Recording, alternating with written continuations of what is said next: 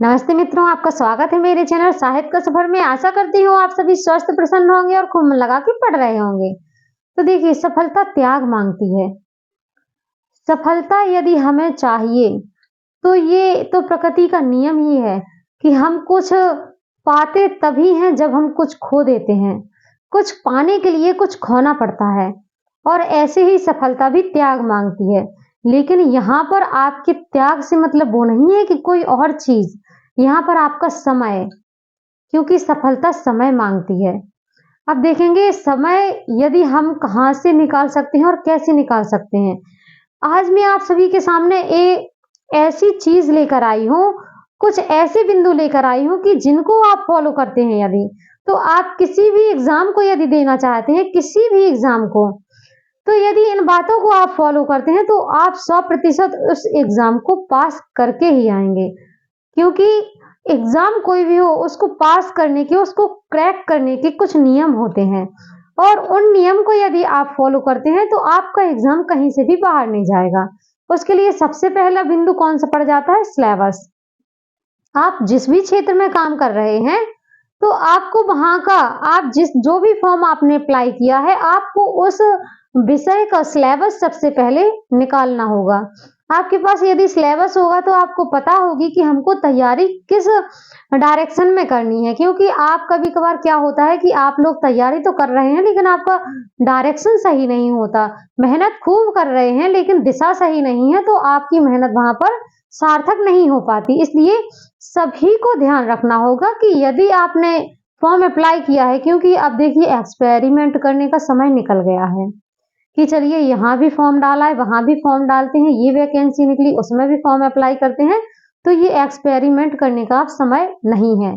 अब हमें self confidence पर काम करना है। तो हम सेल्फ कॉन्फिडेंस पर काम कैसे कर सकते हैं? देखिए, सबसे पहले तो आपको वहां का सिलेबस याद होना चाहिए। ये याद हो नहीं सकता क्योंकि छोटा सा सिलेबस नहीं होता किसी भी एग्जाम का। इसलिए आप वहां का एक प्रिंट आउट निकलवा लीजिए। जब आपके पास सिलेबस होगा तो आप उसको 1 से 2 बार जरूर देखेंगे और जब भी आप कोई टॉपिक पढ़ने के लिए बैठेंगे तो आपके पास सिलेबस होगा।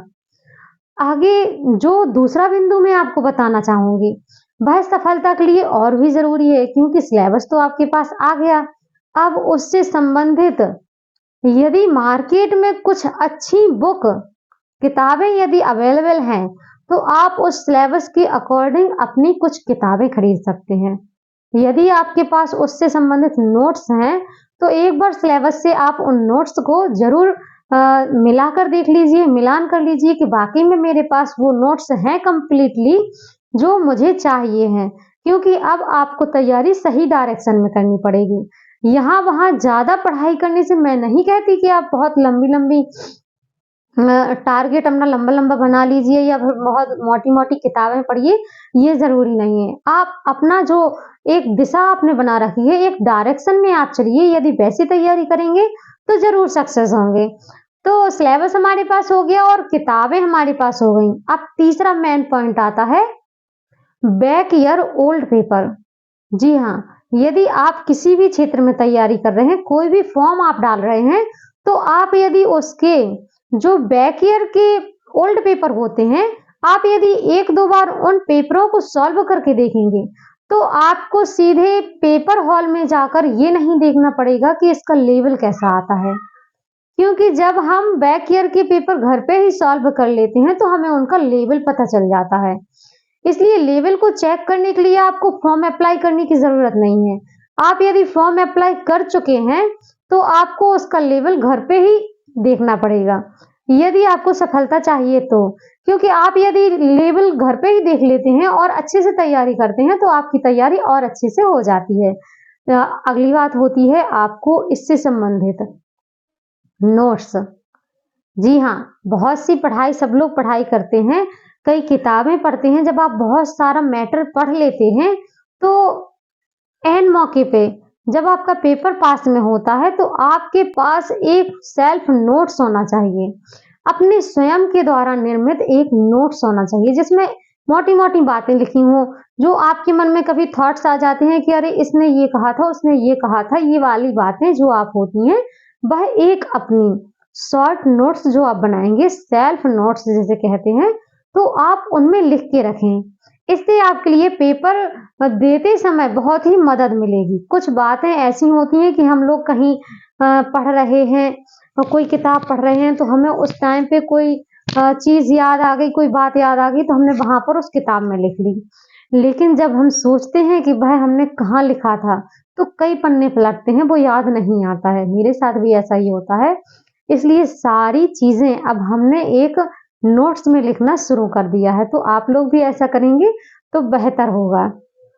अगली बात होती है, जब हमारा 1, 2, 3, 4 ये 4 स्टेप जब हमारे कंप्लीट हो जाते हैं, तो लास्ट वाला हमारा जो रहता है वो है रिवीजन। जी, किसी भी पेपर को देने के लिए ये देखिए कि हमारे पास किताबें अवेलेबल हैं, हमारे पास ओल्ड पेपर भी हैं और हमारे पास स्वयं का नोट्स भी है। लेकिन ये सब पढ़ने के बाद क्या आपने उसको एक बार रिवाइज किया है? रिवीजन जो लास्ट वाला है वो बहुत ही जरूरी है। किसी भी एग्जाम को निकालने के लिए आपको उससे संबंधित जो आपने मैटर पढ़ रखा है, उस मैटर को एक बार रिवाइज करना बहुत जरूरी होता है, क्योंकि बहुत सी बातें होती हैं, बहुत सी चीजें होती हैं जो हम भूल जाते हैं, हमारे दिमाग से निकल जाती हैं, क्योंकि हमारा दिमाग मेमोरी कार्ड तो है नहीं कि एक बार सेव कर दिया तो सेव ही बना रहे, उससे बहुत सी बातें डिलीट हो जाती हैं, हमें याद नहीं रहता। इसलिए अपनी मेमोरी को बढ़ाने के लिए हमें रिवीजन करना पड़ता है।